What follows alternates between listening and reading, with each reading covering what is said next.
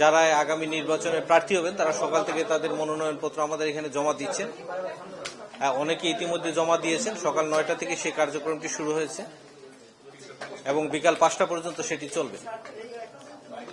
আমাদের প্রার্থীরা যারা এবার নির্বাচনের প্রার্থী হচ্ছেন তারা প্রত্যেকেই আচরণবিধি মেনে এই তাদের যে নমিনেশন সাবমিশনের বিষয়টি তারা অনুসরণ করছেন। আমরা তাদেরকে পরামর্শ দিয়েছি যাতে আচরণবিধি ভঙ্গের কোনো ধরনের ঘটনা না ঘটে।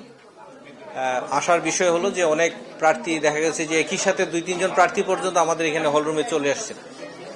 আমি অত্যন্ত আশান্বিত যারা একাধিক প্রার্থী আসার পরে তাদের মধ্যে যে সৌহার্দ্যপূর্ণ মনোভাবটি আমি লক্ষ্য করেছি। জুনিয়র সিনিয়রদের মধ্যে অনেকে চেয়ার ছেড়ে দিয়ে বসার ব্যবস্থা করে দেয় এবং তাদের মধ্যে যে হৃদ্যতাপূর্ণ যে সম্পর্ক, যেভাবে তারা একে অপরকে কুশলাদি বিনিময় করেছেন, আমি অত্যন্ত আশাবাদী যে আগামী নির্বাচনটা আমরা অত্যন্ত শান্তিপূর্ণ এবং সুষ্ঠুভাবে ইনশাল্লাহ করতে পারব। আমি ধন্যবাদ জানাই গণমাধ্যমের যারা আছেন কর্মী, আপনারা সকাল থেকেই অক্লান্ত পরিশ্রম করছেন আপনাদের যে পেশাগত দায়িত্ব সেটি পালন করার জন্য, এবং অনেক সংখ্যক গণমাধ্যমের উপস্থিতি আমাকে আরো আশান্বিত করছে যে আপনারা এই নির্বাচনটি নিয়ে আপনাদের আগ্রহ এবং আপনাদের যে উৎসাহ সেটা অনেক বেশি। আমি বিশ্বাস করি যে গণমাধ্যম সজাগ থাকে ইনশাল্লাহ যে কোনো ধরনের অপতৎপরতা আমরা ইনশাল্লাহ এই দেশের মানুষ এবং সরকারের মোকাবেলা করতে পারব। আচরণবিধির কোন বিষয়গুলো আপনারা ফোকাস করছেন এখন? তারা কোনো উদ্বেগ জানিয়েছে কিনা, বিশেষ করে নিরাপত্তা নিয়ে অনেকে কথা বলেছে? না, নিরাপত্তা নিয়ে আমাদের কাছে এখনো সরাসরি কেউ উদ্বেগ প্রকাশ করেনি এবং আমরা নিরাপত্তার খুব বেশি ঝুঁকি আছে এখন পর্যন্ত আমরা মনে করছি না। এবং আমরা আচরণবিধির স্পেশালি আজকের ক্ষেত্রে যেটা হচ্ছে আমরা বলেছি যে নির্বাচন নমিনেশন সাবমিশনের সময় যে আচরণবিধিগুলো মানতে হয় সেটি যাতে তারা অনুসরণ করেন, এবং অন্যান্য বিষয়ে তো আমরা সময় সময় ইনস্ট্রাকশন দিচ্ছি এবং নির্বাচন কমিশন থেকেও তাদেরকে বিভিন্ন সময় ব্রিফ করা হচ্ছে বিভিন্ন প্রার্থী এবং বিভিন্ন দলকে। বা এটা এখনো হিসাব করিনি, বিকালের দিকে আমরা বলতে পারবো। আমরা 5টা পর্যন্ত নিব নির্বাচন কমিশনের ঘোষণা। আমাদের আওতার ভিতরে চলে আসলে আমরা সেটি গ্রহণ করব। জি, 5টা পর্যন্ত আমরা নিব। আমরা আশা করছি যে 5টার ভিতরেই সবাই চলে আসবেন।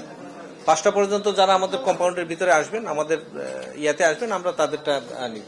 আমাদের প্রসেস করতে আপনারা দেখছেন কিছু প্রত্যেকটা জিনিস চেক করে নিতে কিছু সময় লাগে, সেই অনুযায়ী। জি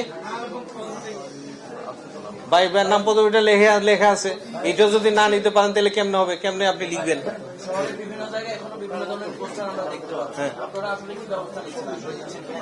হ্যাঁ, অবশ্যই। বিষয়টা হচ্ছে যে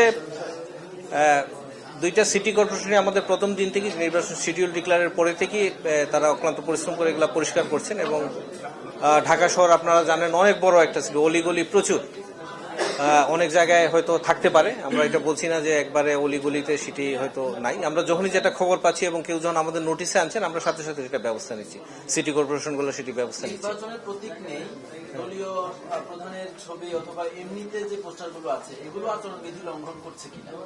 নির্বাচনের সাথে সংশ্লিষ্ট হলে অবশ্যই ভঙ্গ করবে। যদি নির্বাচন সংশ্লিষ্ট না হয় তাহলে আজকে থেকে তো মোটামুটি প্রার্থী যেহেতু ওর প্রার্থী হিসেবে নমিনেশন দাখিল করছে তাদের কিন্তু আপনার ব্যবস্থা নিতে পারবেন।